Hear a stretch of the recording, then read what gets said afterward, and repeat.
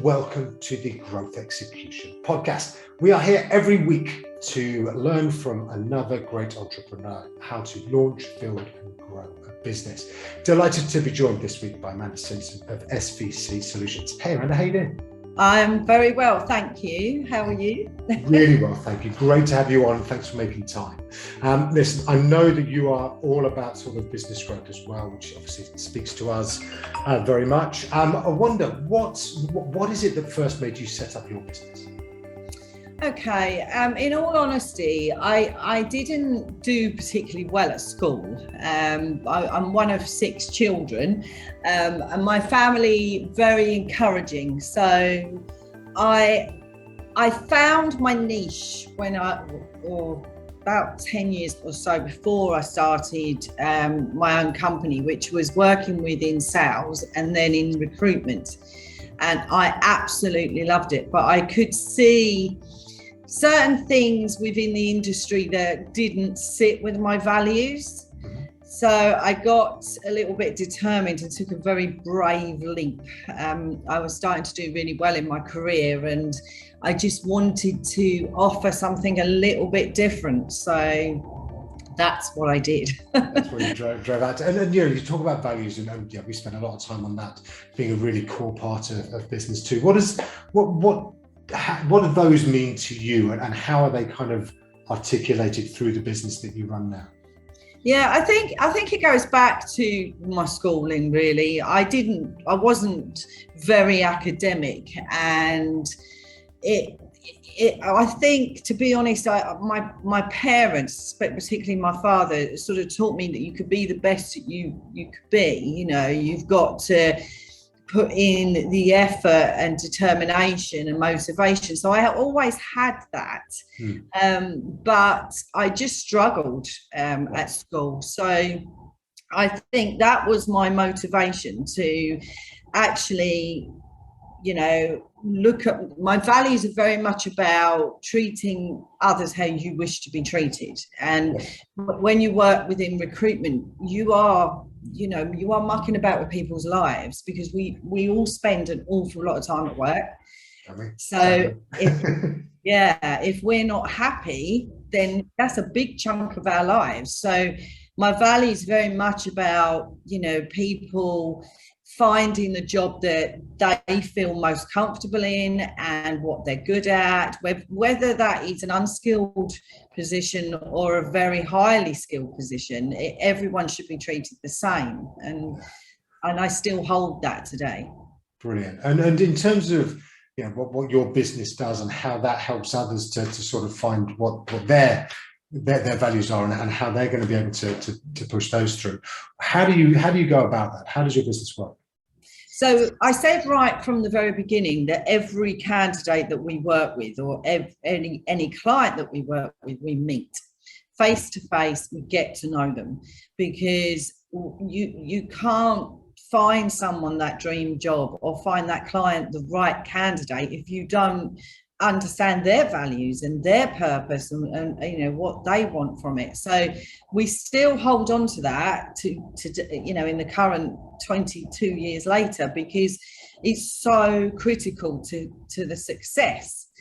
And also as SVC, so I started primarily with recruitment, but now we are a business consultancy. So it's a journey that people go on with us now. So from finding work to HR, keeping them legal, health and safety, keeping them safe, and training so they can develop their skills.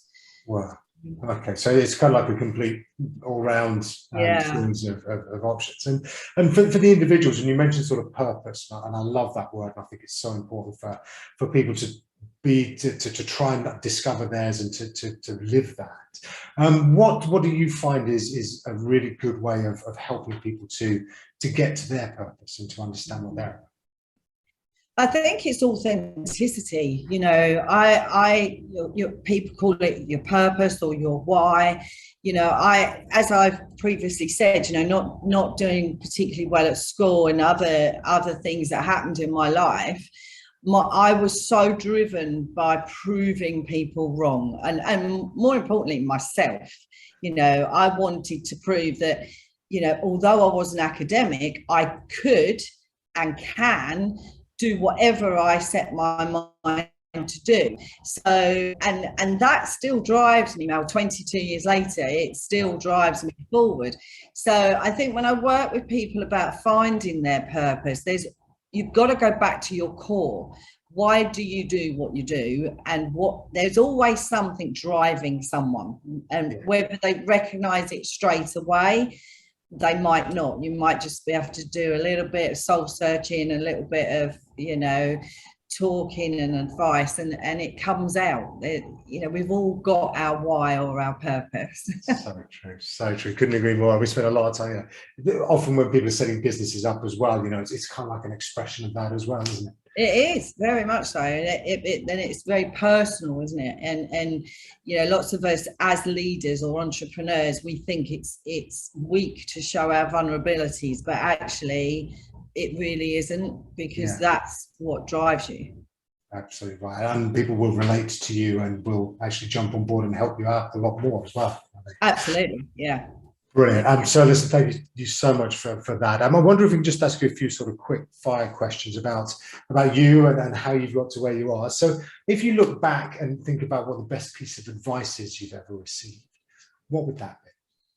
Well, when I very, very first started the company, I had a coach. I had a business coach. He was a friend as well, and very much he'd been there, done it, worn the t-shirt, so to speak, and he gave me so many pieces of advice, but he was my inspiration, although he annoyed the hell out of me at times. But I think from so many different things, but really it was do what you love and it will come across. Yeah. And that goes back to the purpose thing again, doesn't it? Yes. Goes back to doing what you're here to do. Yeah. Brilliant. And thank you. And what kind of what do you wish you'd known when 22 years ago when you first started out that you know now? I think the biggest thing is don't get too close. I am quite a sort of open book, really, but don't take things too personally, because people don't mean, it's not a personal attack on you if someone leaves your business or they want to progress or go somewhere else. And I think looking back, I wish I'd just been that little bit more I don't know, real, I guess. And the last few years has just been incredible as an entrepreneur. I've learned more, I'd say, in the last 2 years than in the 22 years. Wow. And what do you put that down to? Is it the pandemic? Is it just basically? Yeah, I think it's the pandemic, it's Brexit, it's everything hitting us all at once. And I had a personal loss as well within that time.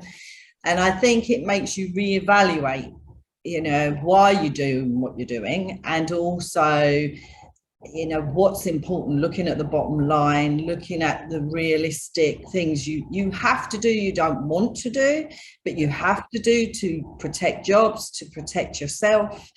There's so much I've learned. And to be honest, the pandemic has brought some good things. Mm-hmm. Yeah.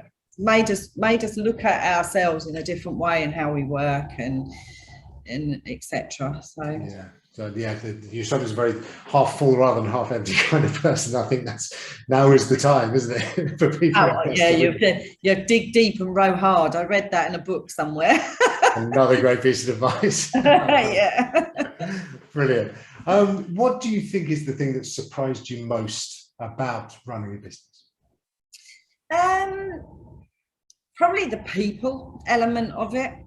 I think you believe that everyone's going to have the same passion as you and the same reasons, the same why, and they don't. Some do, and that's lovely. But I think it does the buck stops with you. And I think I am half glass full sort of character, and I consider myself really highly motivated, but there are times when you do have to pull on that so much. Yeah. So yeah, the people element, I think, is the thing that surprised me the most. Brilliant. And what do you think is, or is there anybody out there that's a kind of inspiration to you? Anybody that you sort of have always looked up to or thought has got things right? Yeah, probably my brother.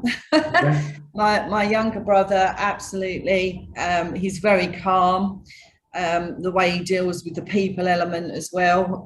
He works to his values, but he's quite strong with his values. But I'm a big reader now as well, so I read an awful lot of